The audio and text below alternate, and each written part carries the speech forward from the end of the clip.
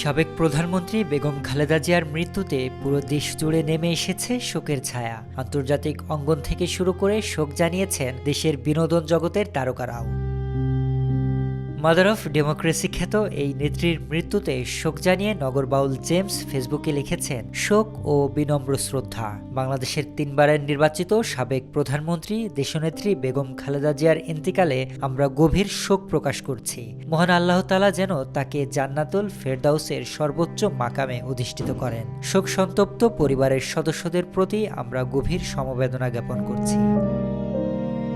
খালেদা জিয়ার একটি সাদাকালো ছবি শেয়ার করে শাকিব খান লিখেছেন, সাবেক প্রধানমন্ত্রী বেগম খালেদা জিয়ার ইন্তিকালে গভীর শোক প্রকাশ করছি। তার রুহের মাগফিরাত কামনা করছি এবং শোক সন্তপ্ত পরিবারের প্রতি সমবেদনা জানাই।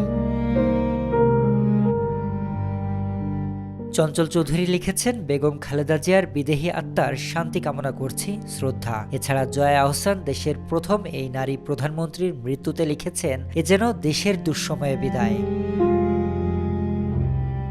মাইলস ব্যান্ডের কর্তা ও বাম্বা প্রধান হামিন আহমেদ লিখেছেন, একটি যুগের অবসান, চারদিকে ষড়যন্ত্রকারী এবং দুষ্টু লোকে ভরা সেই যুগে মাননীয় বেগম খালেদা জিয়ার সততা, দেশপ্রেম এবং সংকল্পে সবচেয়ে উঁচুতে ছিলেন। গভীর ভালোবাসা ও শ্রদ্ধা।